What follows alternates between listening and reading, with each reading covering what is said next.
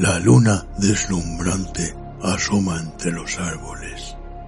La oscuridad de la noche lo inunda todo. Y una tenue niebla comienza a aparecer. Adéntrate en el bosque. Busca el árbol viejo. Siéntate a su lado. Ponte cómodo, cierra los ojos y escucha la historia que traen hasta ti las criaturas de la noche. Bienvenidos. Estos son los cuentos del bosque oscuro.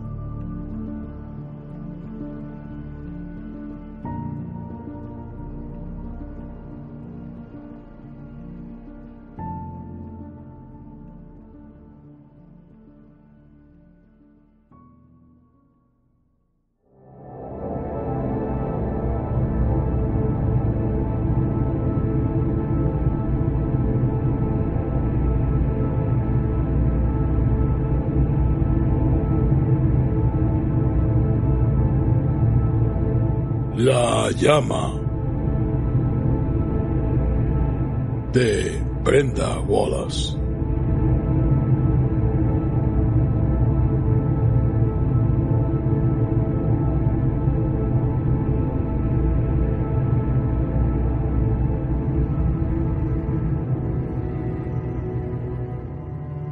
Pero ¿y si nos equivocáramos?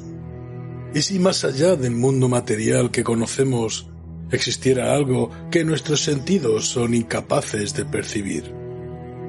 Algo impreciso e incierto que coexistiera con la realidad objetiva a la que estamos acostumbrados.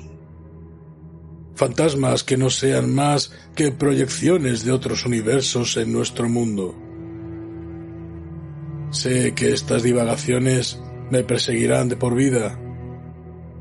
No es que recurra habitualmente a ellas, pero en los momentos de sosiego en los que uno se relaja hasta adquirir conciencia de su propia existencia, esas inquietantes cavilaciones asolan mi estado de quietud, suscitando una sensación de zozobra que perdura durante varias horas.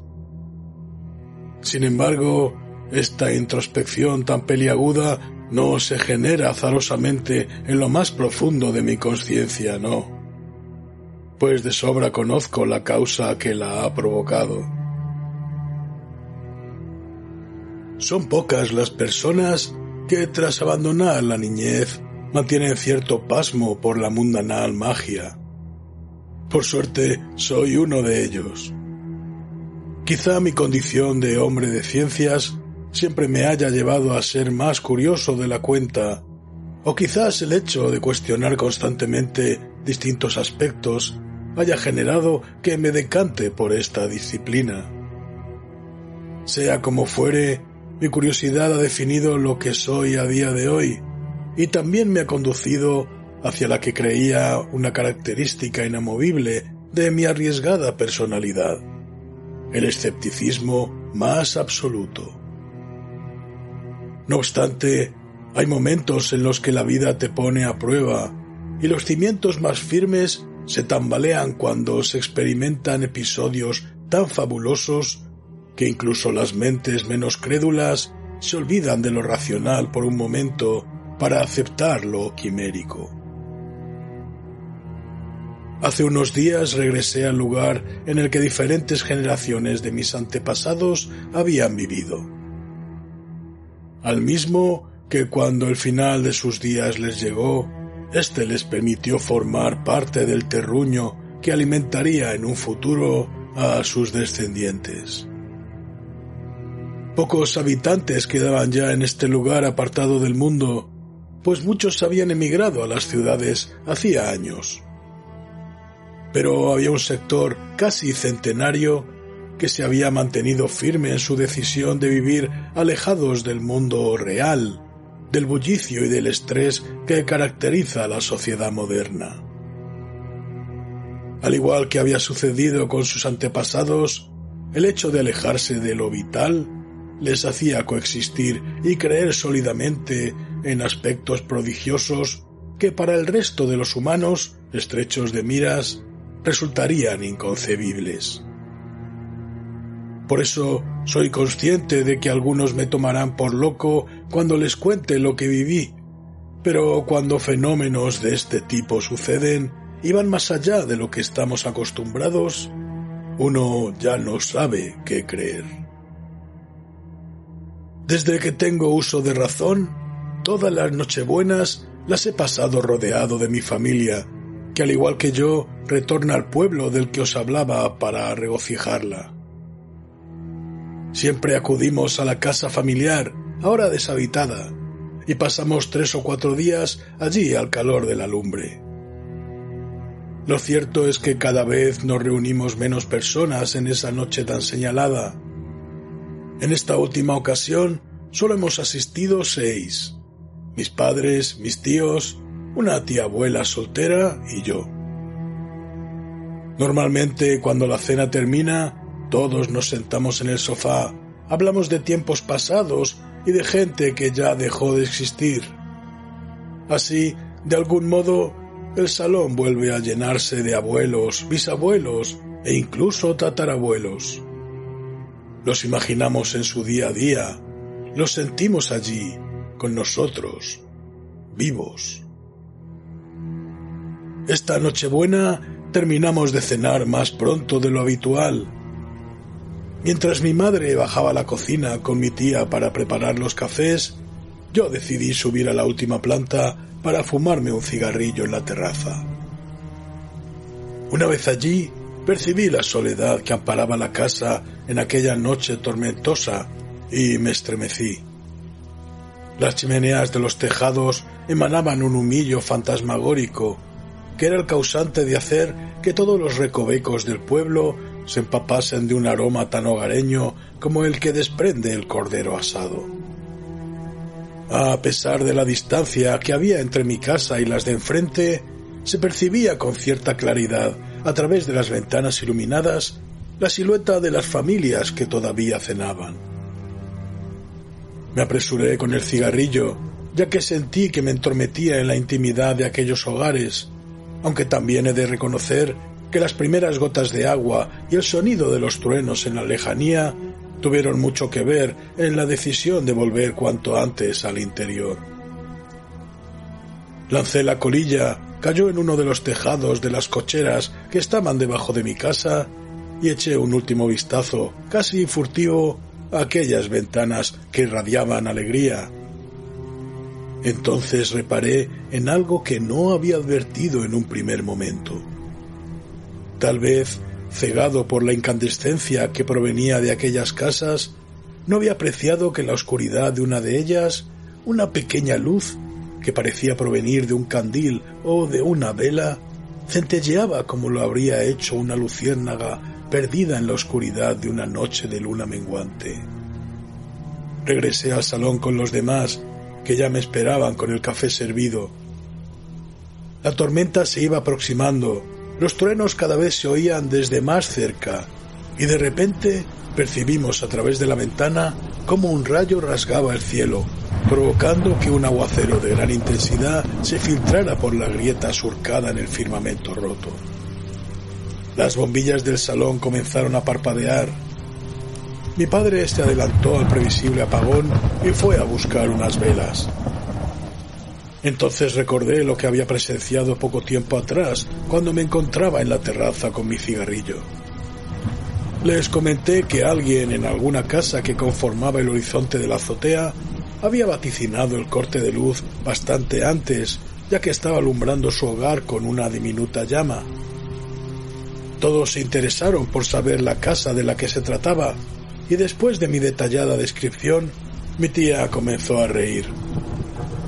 «Eso es imposible», me dijo. «Allí no vive nadie». Insistí en lo que había visto, pero todos me hicieron ver que probablemente se trataría de algún reflejo, y acepté la explicación. Durante la comida de Navidad se unieron algunos familiares más. El día, que transcurrió en un ambiente festivo y dicharachero, contrastaba con la oscuridad del cielo. La tormenta había cesado, pero venía otra en camino. Ningún rayo de sol acarició el pueblo aquel día, y la noche se cernió rápidamente. Después del jolgorio y del empacho de aquella jornada, todos se fueron pronto a la cama. Yo decidí quedarme un rato viendo la tele. Luego comencé a leer una revista que pronto me aburrió, así que opté por retirarme a mi habitación, no sin antes regresar a la terraza para fumar el último cigarrillo del día. El esplendor que surgía la noche anterior de las casas alineadas ya no era tan potente, algunas apenas estaban iluminadas. En aquel momento recordé el suceso de la vela, así que busqué la casa de la que había provenido la llama la noche anterior, y cuando la encontré, allí no había nada. Pues sí, pensé, sería algún reflejo. De nuevo comenzaba a llover, por lo que apagué el cigarro. Pero de pronto, cuando me disponía a lanzarlo al vacío, observé cómo una pequeña llama se encendía de nuevo en aquella casa oscura y vacía. Esta vez tenía claro lo que había visto. Allí había alguien, y no eran imaginaciones mías. Llegó el día 26. Al día siguiente tenía que regresar a la ciudad por motivos de trabajo, por lo que pasé buena parte de la mañana yendo casa por casa para despedirme de algunos familiares, y por supuesto de mi tía abuela, a la que le tenía que contar lo que había presenciado. Dejé su visita para el final, sabía que con ella pasaría más tiempo al calor del brasero.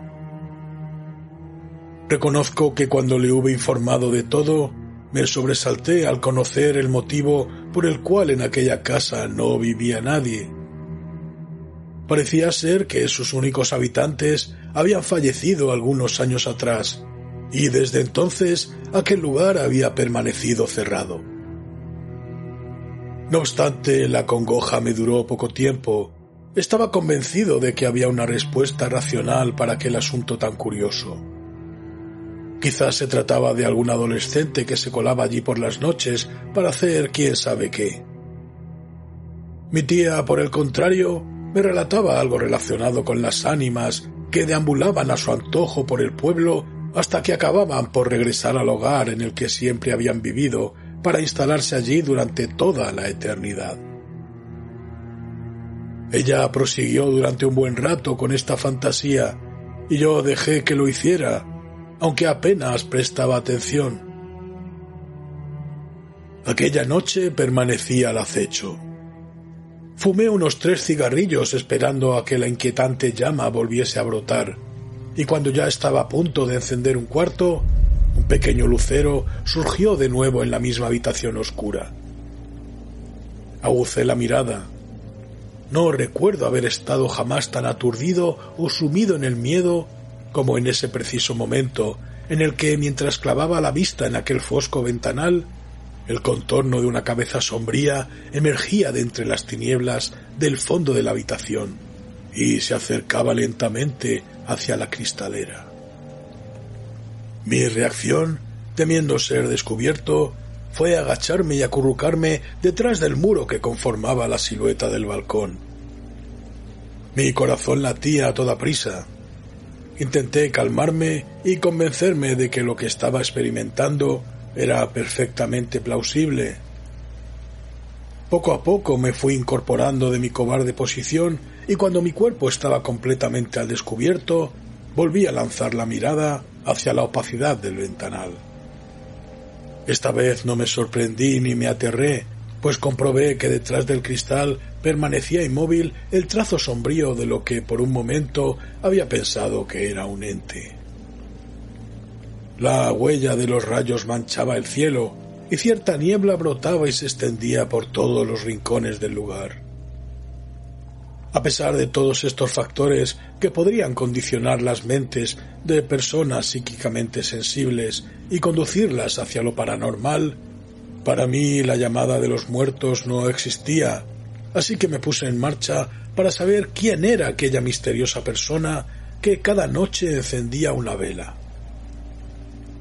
Minutos después me hallaba en la entrada de la casa que me había generado tantos quebraderos de cabeza en las últimas 3 noches. Enseguida desvelaría el misterio. Llamé a la puerta de madera roída, pero al golpearla con el puño, ésta se abrió emitiendo un siniestro sonido provocado por el lamentable estado de las bisagras. El olor a rancio y a polvo de aquel lugar denotaba que había estado cerrada durante algún tiempo. Dejé que mis pupilas se acostumbraran un poco a la oscuridad del ambiente antes de comenzar a llamar a la persona que sabía que se encontraba en la planta de arriba. «Hola», dije. «¿Hay alguien?» Nadie respondió. En ese instante me di cuenta de que tal vez había sido demasiado osado o quizá algo fisgón al querer indagar tanto sobre aquel asunto que no tenía por qué ser para nada escabroso, por lo que no obteniendo respuesta alguna, opté por regresar a mi hogar. Sin embargo, cuando ya estaba a punto de poner un pie en el umbral de la puerta, una voz grave surgió. «Sube, estoy aquí». Emprendí mi camino escaleras arriba, y cuando alcancé la planta superior, percibí cierta luminosidad que parecía provenir de la ranura inferior de la puerta cerrada de una habitación. «Debe ser aquí», pensé. Abrí la puerta con sigilo. La llama de una vela de cera blanca y algo consumida relucía encima de una vieja mesa de madera. Pero en aquella habitación no había nadie.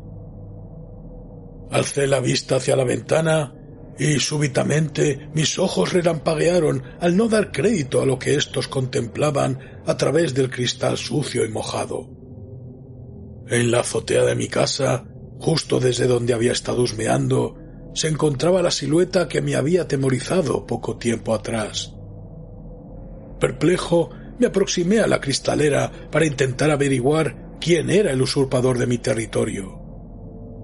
Con la lluvia y la oscuridad, a duras penas podía saber de quién se trataba, hasta que el fulgor de un rayo me mostró su rostro. Una mirada penetrante me observaba malévolamente y una sonrisa maquiavélica comenzaba a iluminar el semblante de alguien demasiado irreal para ser humano, y que a lo lejos se encendía un cigarrillo.